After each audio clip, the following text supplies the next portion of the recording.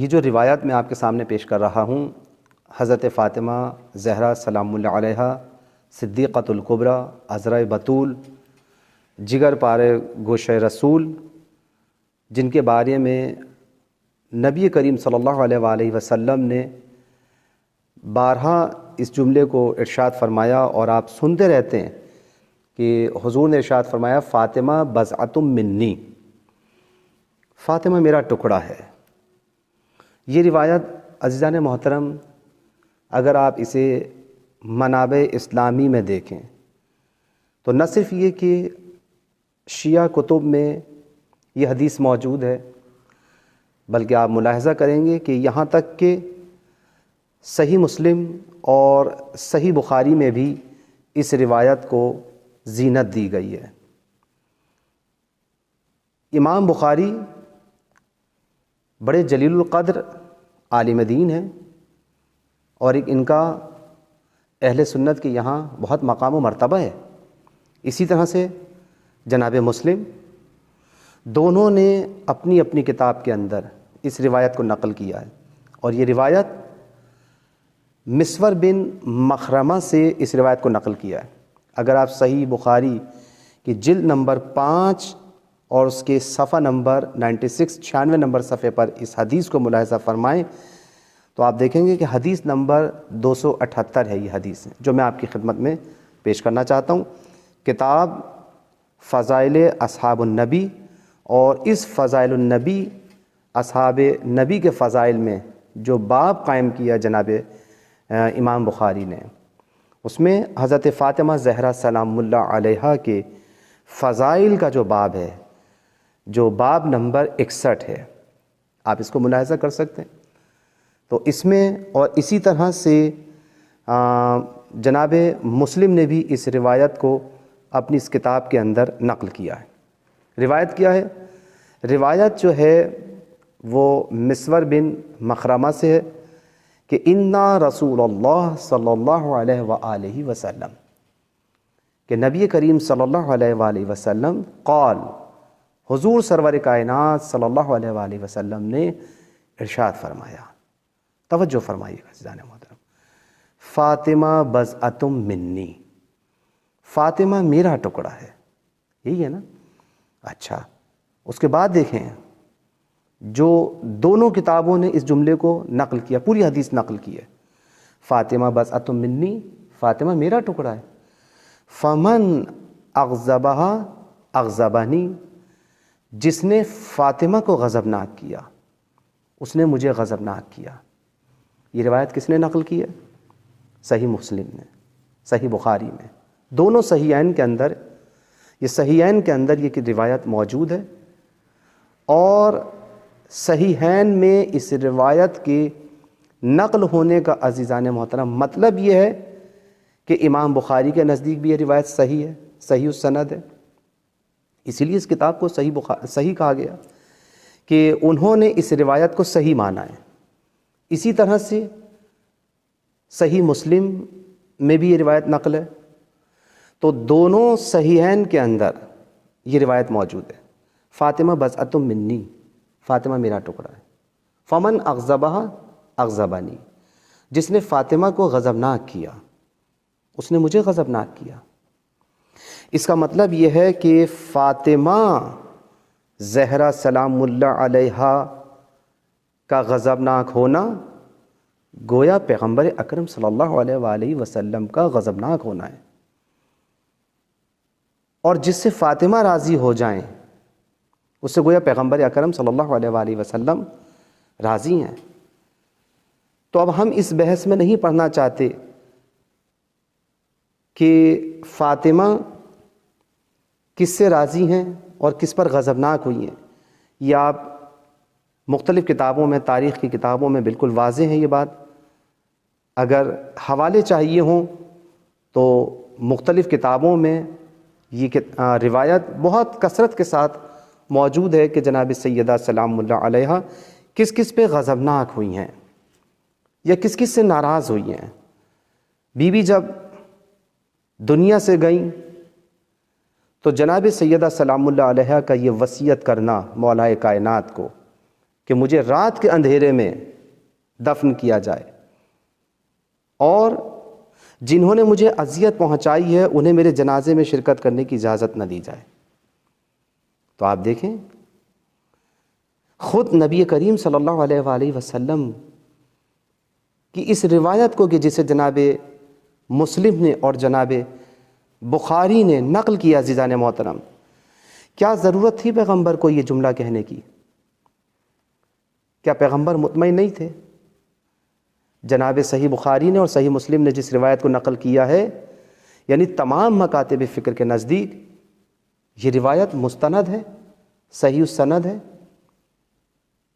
پیغمبر جانتے تھے کہ فاطمہ کو اذیت پہنچائی جائے گی، فاطمہ غضبناک ہو جائیں گی، اور جناب سیدہ کی غضبناک ہونا یہ ہمارے اور آپ کی طرح غضبناک ہونا نہیں ہے۔ جناب سیدہ سلام اللہ علیہ کا اگر غیظ و غضب کسی کے سامنے ظاہر ہو جائے تو گویا اصل اساس ہے، یہ دین کی اساس ہے۔ آپ کو معلوم ہونا چاہیے کہ حضرت فاطمہ زہرا سلام اللہ علیہ کی ہستی وہ ہستی ہے کہ جس پر ایمان لا کے ہم مومن بنتے ہیں، اور جن کو انکار کر کے دائرہ ایمان سے انسان خارج ہو جاتا ہے۔ اس لیے کہ فاطمہ زہرا سلام اللہ علیہ صدیقۃ الکبریٰ پارے رسول ہیں، اور رسول سے بڑھ کر کوئی چیز نہیں ہے کائنات میں، رسالت سے بڑھ کر کوئی ہستی نہیں ہے۔ تو نبی کریم صلی اللہ علیہ وآلہ وسلم نے متوجہ کیا امت کو کہ فاطمہ میرا ٹکڑا ہے۔ اچھا توجہ رکھیے گا، یہ بات تو اس حدیث کی روشنی میں طے ہو گئی کہ فاطمہ کا غضب میرا غضب ہے، میں فاطمہ جس پر غضبناک ہو جائیں گویا اس پر پیغمبر اکرم صلی اللہ علیہ وآلہ وسلم غضبناک ہیں۔ کیوں؟ اس لیے کہ یہ پارے رسول ہیں۔ فاطمہ کو اذیت پہنچانا گویا رسالت کو اذیت پہنچانے کے مترادف ہے۔ یہ صحیح بخاری اور صحیح مسلم اور تمام مسلمانوں کے اتفاق متفق علیہ فیصلہ ہے، یہ عقیدہ ہے یہ اس بات پر، ان روایات کی روشنی میں۔ اور آپ دیکھیں کہ جناب سیدہ سلام اللہ علیہ کی شان میں جو آیت تطہیر نازل ہوئی ہے، اس آیت سے جناب فاطمہ صدیقۃ الکبریٰ معصومہ ہیں، طاہرہ ہیں، صدیقہ ہیں۔ آپ کا قول حجت ہے، یعنی اس کا مطلب یہ ہے کہ آپ اگر غضبناک ہو رہی ہیں تو آپ طہارت کے دائرے میں رہتے ہوئے کسی پہ غضبناک ہوں گی، بے اصل و اساس نہیں ہے یہ چیز۔ اور اس کے بعد دیکھیں دوسری روایت جو میں آپ کے سامنے پیش کرنا چاہوں گا، توجہ کیجیے گا، جسے جناب حاکم نشاپوری نے بڑی عظیم کتاب لکھی صحیح بخاری اور صحیح مسلم کے بعد۔ کون سی کتاب ہے؟ المستدرک علی الصحیحین۔ المستدرک علی الصحیحین یہ وہ کتاب ہے، المستدرک، اس کتاب کو کہا جاتا ہے کہ جو روایت صحیح بخاری اور صحیح مسلم کے میزان اور معیار کے مطابق تھی اور اسے انہوں نے نقل نہیں کیا، کسی بھی وجہ سے ان سے رہ گئی، تو جناب حاکم نشاپوری نے اسی معیار کے مطابق ان احادیث کو جمع کیا ہے۔ اسے کہتے ہیں المستدرک علی الصحیحین، صحیحین سے رہ جانے والی روایات پر جمع شدہ کتاب۔ یہ کتاب انہوں نے لکھی ہے، اور اس کتاب میں بھی جہاں پر حضرت فاطمہ زہرا سلام اللہ علیہ کے فضائل کا باب انہوں نے معین کیا ہے، اس میں دیکھیں کہ جلد نمبر 3 صفحہ نمبر 154 میں، کتاب معرفت الصحابہ میں، اس کتاب کے اندر جو باب ہے جناب فاطمہ زہرا سلام اللہ علیہ کے فضائل سے متعلق، وہاں پر اس روایت کو انہوں نے نقل کیا ہے۔ روایت کیا ہے؟ توجہ کیجیے گا، روایت یہ ہے کہ قال رسول اللہ صلی اللہ علیہ وآلہ وسلم لفاطمہ، نبی کریم صلی اللہ علیہ وآلہ وسلم نے حضرت فاطمہ زہرا سے فرمایا، کیا فرمایا؟ ان اللہ یغضب لغضبک ویرضی لرضاک، اے میری بیٹی فاطمہ، اللہ تمہارے غضبناک ہونے سے غضبناک ہوتا ہے، اور تمہاری راضی ہونے سے اللہ بھی راضی ہوتا ہے۔ تو عزیزان محترم، اب آپ یہاں پہ دیکھیں، یہ 2 روایتیں میں نے آپ کے سامنے پیش کی ہیں 3 کتابوں سے، صحیح بخاری سے، صحیح مسلم اور المستدرک علی الصحیحین۔ جسے حوالہ دیکھنا ہو میں نے حوالہ بھی دے دیا ہے، وہ آپ جا کے دیکھ سکتے ہیں۔ اور اس میں یہ 2 روایتیں میں نے آپ کے سامنے پیش کی ہیں۔ ایک روایت جو ہے یہ مسور بن مخرمہ سے ہے کہ جس میں جناب سیدہ سلام اللہ علیہ کے غضب کو نبی کریم صلی اللہ علیہ وآلہ وسلم کے غضب کے مترادف قرار دیا ہے، ایک بات۔ دوسری بات یہ ہے کہ فاطمہ کے غضبناک ہونے سے اللہ غضبناک ہوتا ہے، یہ کس نے کہا ہے؟ نبی کریم صلی اللہ علیہ وآلہ وسلم نے۔ اور فاطمہ زہرا سلام اللہ علیہ کے راضی ہونے سے اللہ راضی ہوتا ہے۔ تو اس کا مطلب یہ ہے کہ فاطمہ سلام اللہ علیہ کے غضبناک ہونے سے اللہ بھی غضبناک ہوگا اور رسول بھی غضبناک ہوں گے۔ اب آئیے، یہ بات تو طے ہو گئی کہ حضرت فاطمہ زہرا جس پہ غضبناک ہوتی ہیں اللہ اس پہ غضبناک ہوتا ہے۔ نماز پڑھتے ہیں آپ، دن میں کتنی رکعت نماز واجب ہے؟ 5 وقت کی نماز واجب، 17 رکعت نماز پڑھتے ہیں۔ ان 17 رکعتوں میں کتنی مرتبہ سورہ حمد پڑھتے ہیں؟ 10 مرتبہ۔ پروردگار عالم نے ہر مسلمان کو دعوت فکر دی ہے دن میں 10 مرتبہ۔ اور دیکھیں روایت موجود ہے کہ لا صلاۃ الا بفاتحہ، کہ کوئی نماز ہو ہی نہیں سکتی جب تک کہ سورہ فاتحہ نہ پڑھی جائے۔ میں عزیزان محترم سوچتا رہا اس بات کے بارے میں کہ آخر سورہ فاتحہ کو اتنی اہمیت کیوں حاصل ہے، لیکن آپ دیکھیں کہ اس کے مطالب اتنے عرفانی مطالب ہیں، اتنی فصاحت و بلاغت پر مبنی ہے کہ رہتی دنیا تک یہ سورہ معجزہ ہے قرآن کریم کا، خلاصۃ القرآن ہے گویا۔ یہ سب کچھ اس کے اندر سمیٹ دیا خداوند عالم نے اس سورہ کے اندر۔ ہم نماز کے اندر کھڑے ہو کر کہتے ہیں نا اہدنا الصراط المستقیم، پروردگار ہمیں صراط مستقیم پر قائم رکھنا، ہمیں صراط مستقیم دکھا دے، یہی ترجمہ کیا جاتا ہے نا، ہمیں صراط مستقیم دکھا دے۔ کون سا صراط مستقیم؟ صراط الذین انعمت علیہم، ایسے لوگوں کا راستہ کہ جن پر تو نے اپنی نعمتیں نازل کی ہیں۔ یہ توجہ رکھیے گا، یہ جو جملہ میں نے کہا صراط الذین انعمت علیہم، ایسے لوگوں پر، ایسے لوگوں کا راستہ کہ جن پر پروردگار تو نے اپنی نعمتیں نازل کی ہیں۔ غیر المغضوب، ایسے لوگوں کا راستہ نہیں کہ جن پہ تو غضبناک ہوا۔ تو آپ توجہ کیجئے کہ دیکھیں خداوند عالم نے سورہ فاتحہ کے اندر کیا بات کہی ہے، بندوں کو تمرین کروائی ہے، مشق کروائی ہے اس بات کی کہ تم دن رات یہ دعا مانگو کہ ہمیں ان کے راستے پر نہ چلانا پروردگار کہ جن پر تو غضبناک ہوا۔ تو کس پہ غضبناک ہوتا ہے؟ وہ دونوں روایتوں سے آپ کے سامنے بات واضح ہو گئی ہے کہ فاطمہ جس پر غضبناک ہوتی ہیں اللہ ان پر غضبناک ہوتا ہے۔ اب پتہ چل گیا کہ غیر المغضوب سے کیا مراد ہے، یعنی جو فاطمہ سلام اللہ علیہا جس پر غضبناک ہوئی اللہ بھی اور اس کا رسول بھی اس پہ غضبناک ہوتے ہیں۔ تو پروردگار ہمیں ان کے راستے سے محفوظ رکھنا کہ جن پہ فاطمہ غضبناک ہوئی ہیں۔ کیوں؟ اس لیے کہ جس پہ فاطمہ غضبناک ہو گئیں اس پہ تو بھی غضبناک ہے اور اسے ہدایت نہیں مل سکتی۔ تو دن رات یہ دعا کروائی جاتی ہے نماز کے اندر۔ اب آئیے، یہ بات طے ہو گئی کہ فاطمہ کے غضبناک ہونے سے اللہ اور اس کا رسول غضبناک ہوتا ہے۔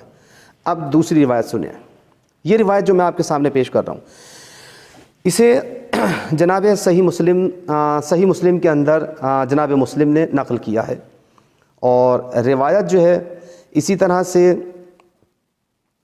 یہ روایت بھی مسور ابن مخرمہ سے ہے۔ روایت کیا ہے توجہ فرمائیے گا، قال رسول اللہ صلی اللہ علیہ وآلہ وسلم، نبی اکرم صلی اللہ علیہ وآلہ وسلم نے ارشاد فرمایا کہ انما فاطمہ بضعۃ منی، فاطمہ میرا ٹکڑا ہے۔ دیکھیں گفتگو ہماری اسی موضوع پر ہے کہ فاطمہ میرا ٹکڑا ہے، رسالت کا ٹکڑا ہے، رسالت کا جز ہے فاطمہ۔ اور دیکھیں روایت نے وہاں پر یہ بات کہی تھی کہ من اغضبہا اغضبانی، جس نے اغضبہا اغضبانی، جس نے فاطمہ کو غضبناک کیا اس نے مجھے غضبناک کیا۔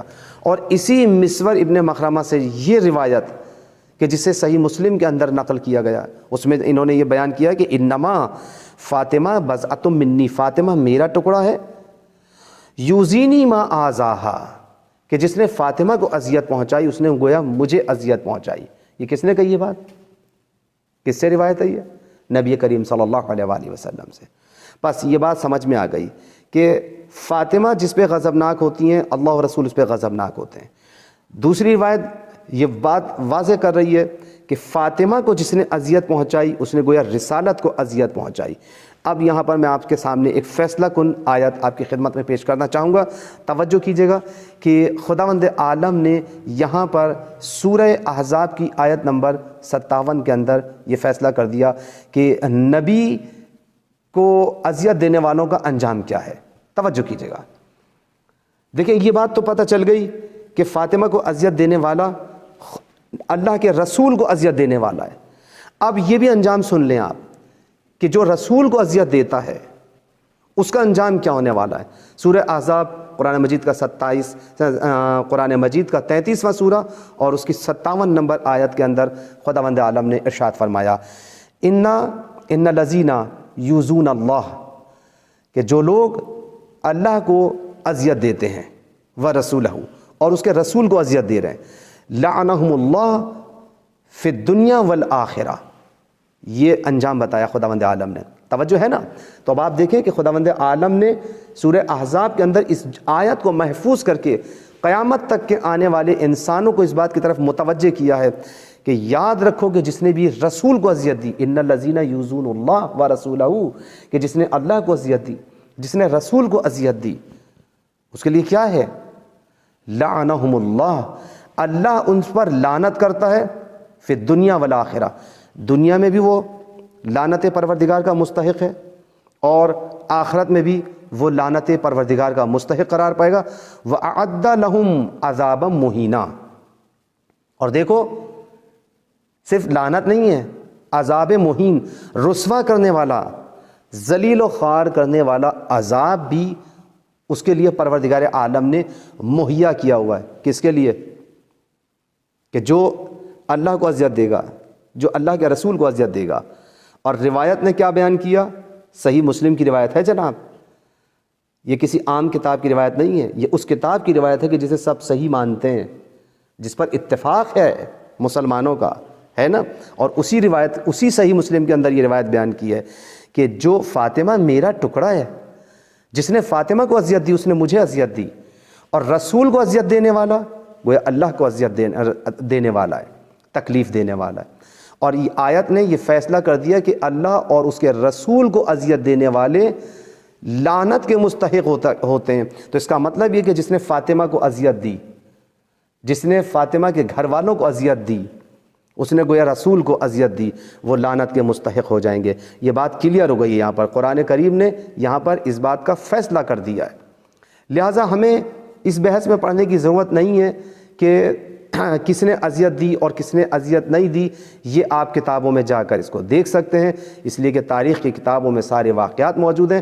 ہمارا کام صرف 2 آیات آپ کے سامنے پیش کی، یہ 3 روایات آپ کے سامنے پیش کی ہیں، اور اسی سے آپ نتیجہ آپ سامعین کے اوپر ہم چھوڑ رہے ہیں کہ آپ خود فیصلہ کر سکتے ہیں کہ حضرت فاطمہ زہرا جس پہ غضبناک ہوں، پروردگار عالم نے ہمیں تعلیم دی ہے کہ ہمیں ان کے راستے سے بچنا ہے۔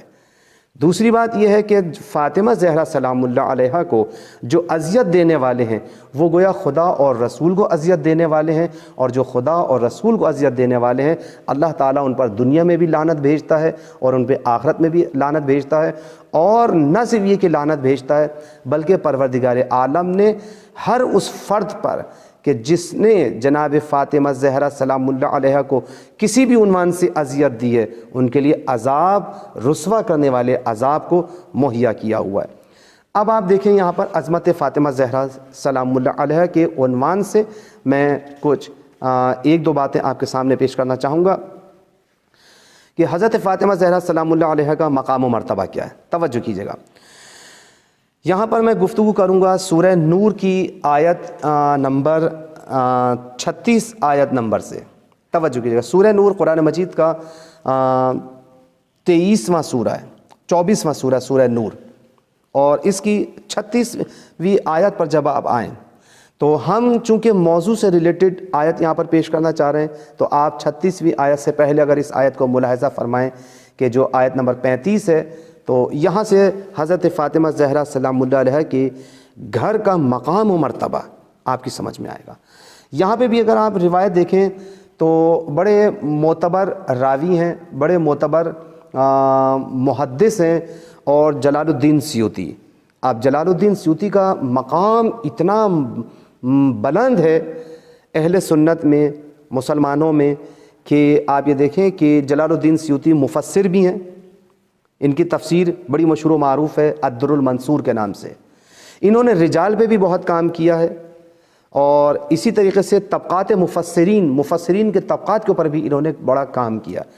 حد یہ ہے کہ ادبیات عربی زبان کی جو گرامر ہے، جس کے ذریعے ہم قرآن کو سمجھتے ہیں، جس کے ذریعے ہم احادیث کو سمجھنے کا علم حاصل کرتے ہیں، جناب سیوطی بڑے جلیل القدر عالم دین ہیں۔ انہوں نے اپنی کتاب کے اندر، اسی تفسیر الدر المنصور کے اندر اگر آپ ملاحظہ کریں تو جلد نمبر 5 میں انہی آیات کے ذیل میں، جلد نمبر 5 کے صفحہ نمبر 50 پر ان آیات پر تبصرہ کیا اور روایت نقل کی ہے۔ انہوں نے جناب ابن مردوے نقل کرتے ہیں، انہوں نے، اگر آپ توجہ فرمائیں تو انہوں نے اس روایت کو نقل کیا ہے۔ میں آیت پڑھتا ہوں، ملاحظہ کیجیے گا۔ جناب فاطمہ زہرا سلام اللہ علیہ کے گھر کی عظمت کا اس سے اندازہ ہوتا ہے۔ یوں تو آیت اثیر آپ سنتے رہتے ہیں، لیکن اس آیت پر خاص طور پہ توجہ کیجیے گا۔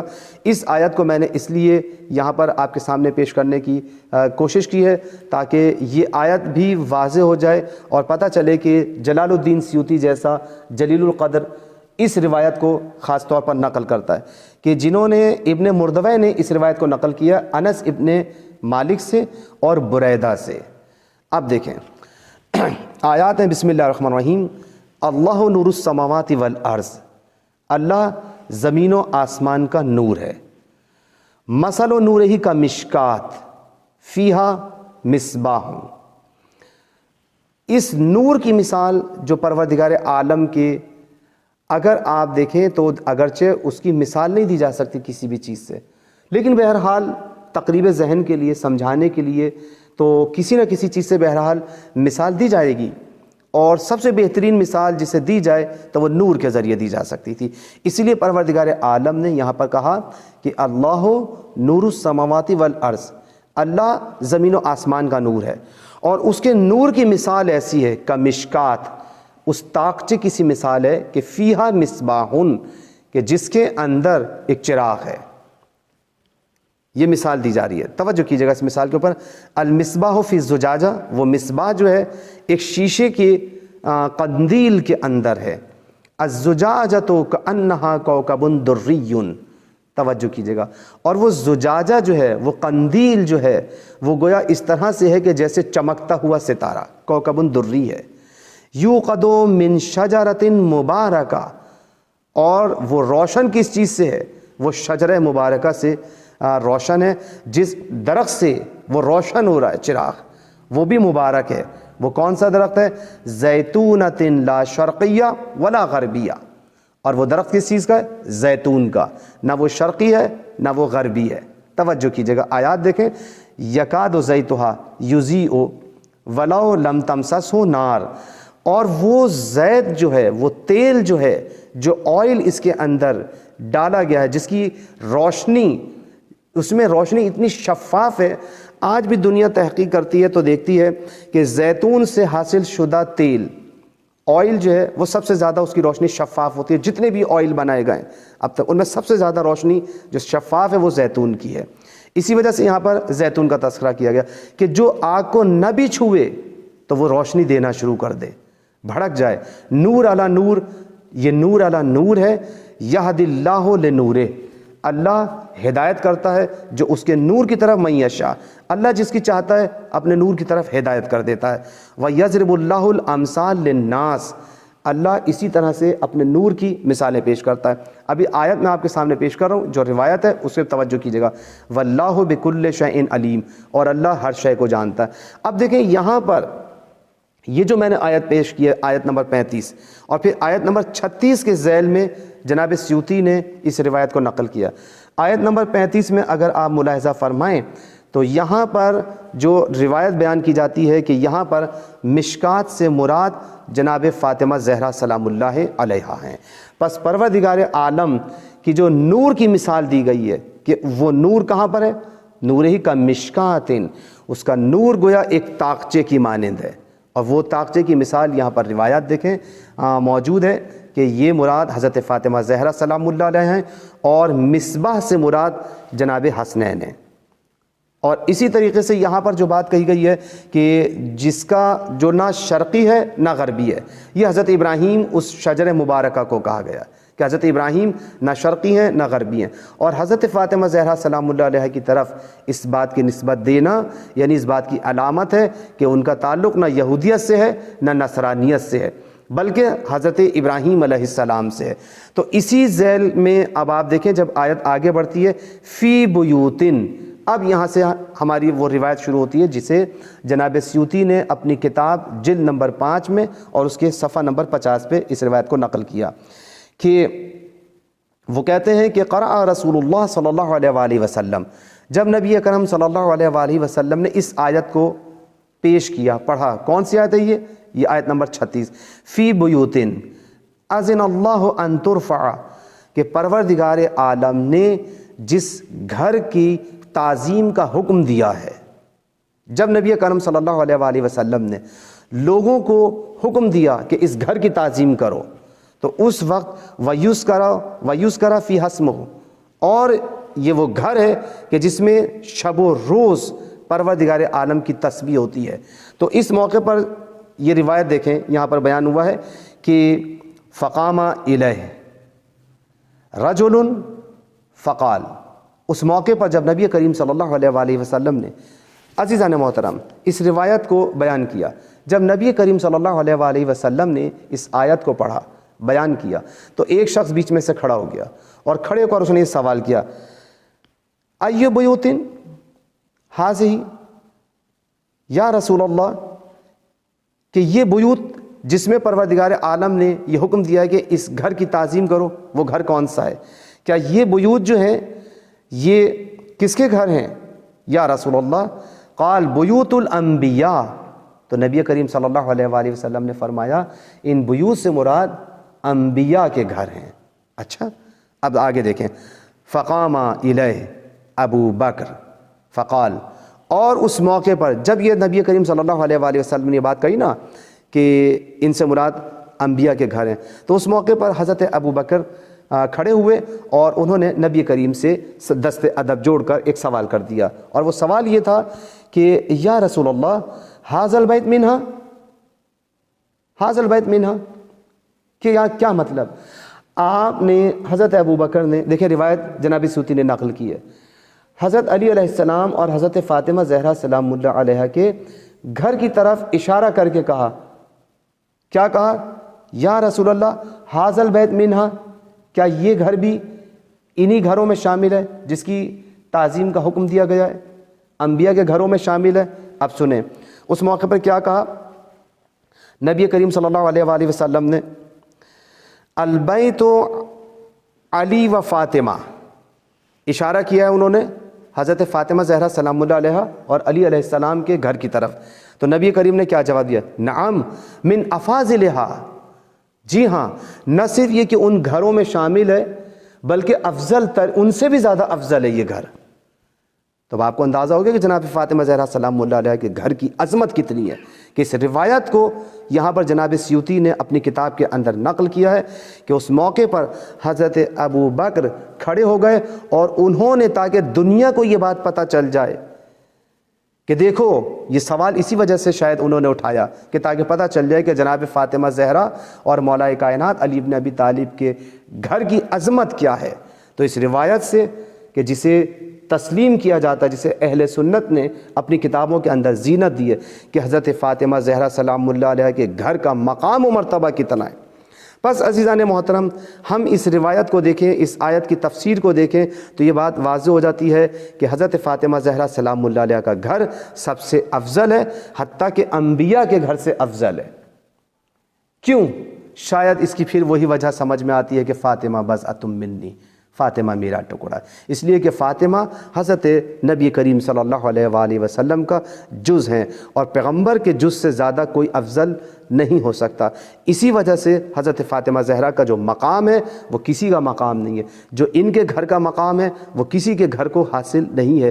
یہی وہ گھرانہ ہے کہ جس گھرانے کے اندر صبح و شام تسبیح پروردگار ہوتی ہے۔ لیکن عزیزان محترم، آپ توجہ فرمائیں، آیت تطہیر جس کی شان میں نازل ہوتی ہے، سورہ احزاب کی یہ آیت جس کی شان میں نازل ہو رہی ہے، جناب سیوطی جس کے ذیل میں یہ اتنی مشہور و معروف روایت کو نقل کر رہے ہیں، یہ وہ در ہے کہ جو انبیاء کے در سے گھر سے افضل ہے۔ کتنے افسوس کی بات ہے کہ تاریخ نے کتنے آسانی سے یہ جملے لکھ دیے کہ بی بی فاطمہ زہرا سلام اللہ علیہا، یہاں پر مسلمانوں کے لیے واقعاً لمحہ فکریہ ہے کہ جناب سیدہ سلام اللہ علیہا کا وہ نوحہ کہ جس میں بی بی یہ کہتی ہوئی نظر آ رہی ہیں کہ صبت علی الایام، صبت علی الایام سرنا لیالیا، کہ یا اے بابا آپ کے چلے جانے کے بعد مجھ پر وہ مصائب ڈھائے گئے ہیں کہ اگر روشن دنوں پر پڑتے تو سیاہ راتوں میں تبدیل ہو جاتے۔ عزیزان محترم، یہ لمحہ فکریہ ہے پوری امت کے لیے۔ ایک جو سرور کائنات ہیں، جو سارے انبیاء سے افضل ہیں، اس کی ایک ہی تو بیٹی ہے نا، اکلوتی بیٹی ہے فاطمہ زہرا سلام اللہ علیہ، آخر یہ مرثیہ پڑھتی ہوئی کیوں نظر آ رہی ہیں؟ تاریخ میں ایسا کون سا واقعہ پیش آیا ہے اور جس مقام کو آیت نے اتنا بلند ترین مقام عطا کیا، جس کا غضب اللہ کا غضب ہے، جس کا غضب نبی کا غضب ہے، جسے اذیت دینا اللہ اور رسول کو اذیت دینے کے مترادف ہے، جس کے گھر کی عظمت انبیاء کے گھروں سے افضل ہے، اگر اس دروازے کے اوپر کوئی آگ لے کر آ جاتا ہے اور یہ جملے جناب سیدہ کہتی ہوئی نظر آتی ہیں کہ جب در و دیوار کے درمیان آ گئیں، تاریخ نے واضح طور پہ لکھا ہے کہ بی بی پر وہ ستم ہوا ہے کہ بی بی زمین پر تڑپنے لگی تھی اور یہ آواز دی تھی کہ اے فضہ میرا محسن مارا گیا، اسے بچاؤ۔ آ کر جناب سیدہ سلام اللہ علیہ پر آخر وہ مصائب ڈھائے گئے ہیں کہ تاریخ بشریت یہ کہتی ہوئی نظر آتی ہے، جناب سیدہ کا وہ مشہور و معروف نوحہ کہ جس کے جملے کو میں نے آپ کے سامنے بیان کیا۔ بس عزیزان محترم، ہمیں غور و فکر کرنے کی ضرورت ہے کہ خداوند عالم سے یہ دعا کرنے کی ضرورت ہے کہ ہمیں حضرت فاطمہ زہرا کی خوشنودی حاصل ہو، ان کے غضب، کوئی ایسا کام زندگی میں ایسا انجام نہ دیا جائے کہ جو غضب فاطمہ زہرا کا سبب بنے، اور اگر کسی نے جناب فاطمہ زہرا کو غضب نہ کیا ہے تو مسلمانوں کے لیے یہ تنبیہ ہے کہ ان کے راستے پر نہیں چلنا ہے، ان کی پیروی نہیں کرنی ہے، اس لیے کہ ان کو غضبناک کرنا خداوند عالم کو غضبناک کرنا ہے، اور ان کو اذیت دینا نبی و رسول، اللہ اور اس کے رسول کو اذیت دینے کے مترادف ہے۔